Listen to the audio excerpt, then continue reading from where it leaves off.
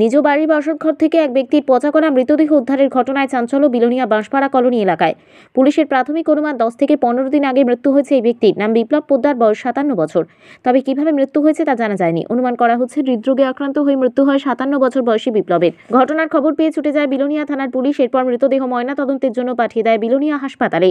মৃত বিপ্লব পোদ্দার একাই বাড়িতে থাকতেন। ঘরের দরজা বন্ধ, পচা গন্ধ বের হচ্ছে। শনিবার দুপুরে এই গন্ধ বের করতে এলাকার কিছু লোক বাড়িতে ঢুকে দরজার সামনে যেতেই আরও তীব্র গন্ধ পায়। খবর দেওয়া হয় বিপ্লবের আত্মীয় স্বজনকে। এরপর পুলিশের উপস্থিতিতে দরজা ভাঙতেই উদ্ধার হয় বিপ্লবের পচা গলা মৃতদেহ। বাড়ির এলাকার কাছাকাছি বোনের বাড়ি। বোনের কাছ থেকে জানা যায় সে নাকি বাড়িতে ঠিকভাবে থাকে না, বিভিন্ন স্থানে ঘুরে বেড়ায়। গত কিছুদিন যাবৎ খোঁজ পাওয়া যায়নি। মোবাইলে ফোন করলেও রিসিভ করছে না। ঘরের ভিতরে ভাইয়ের লাশের খবর পেয়ে কান্নায় ভেঙে পড়ে। পুলিশ মামলা নিয়ে ঘটনার তদন্ত করছে।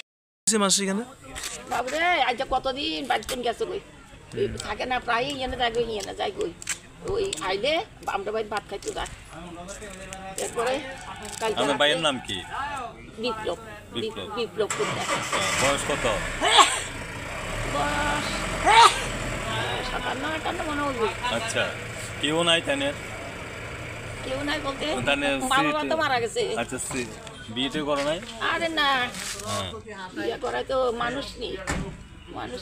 কি করতো তাই না? কিচ্ছু না, ঘুরি খাইবো, খাইবো আর ভাত খাইবো। আমরা বাড়ি দিয়ে না আইলে আগে তো খাইতে হতো না। এই বাড়িটা কি তাইনের নাকি এটা? না এখানে ভাইয়েরা আছে না, এরা ওই আগরতলা চাকরি করে। আপনার সাথে যোগাযোগ হয় না যে কতদিন হয়েছে? কতদিন আপনার সাথে যোগাযোগ হইতেছেন আপনার ভাইয়ের? মনে হয় প্রায় 1 মাসের মতো হয়ে যাবো। 1 মাসের মতো হয়ে যাবো গা। মধ্যে দিয়ে একদিন আইছিল, আইয়া তুই বলে ওই কোনানে বার্থডে খাইতে যাইবো, আগরতলা যাইবো, বার্থডে খাইতে যাইবো। এরপরে ইয়ান থেকে কবে আইসে গেছে তো জানি না। তো উদয়পুরে বলে এই আমার ভাইকে আগরতলা থেকে ফোন করছে। ফোন করি ওই আমার কোনারে ফোন করছে যে কাকু বাড়ি চাইছে নি, কয় না। কি হচ্ছে স্যার এখানে?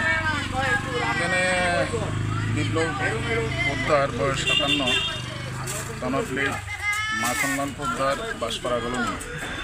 এটা খবর পাই, এটা ঘরের মধ্যে কানে একাই থাকে, কানে বিয়ে শাদিও করছে না।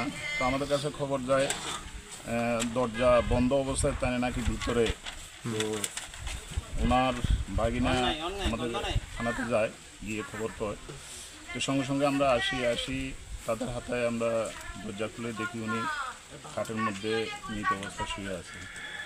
তখন কীভাবে কী অবস্থায় আনুমানিক এমনি বোঝা যায় প্রায় আজকে থেকে 10-12 দিন হয়ে যাবে এরকম। সম্ভবত মৃত্যু হয়েছে এরকম। তদন্তের বিষয় কীভাবে মারা গেছে হাসপাতালে বলে নিয়ে যাবে, তারপরে দেখা যাবে এখন কি করা হবে। ডেড বডিটাকে এখন ডেড বডি তো হাসপাতালে নিয়ে যাবে, ময়নাতদন্ত করা হবে। স্যার আপনার নাম? ওনার এসআই রতন সেন।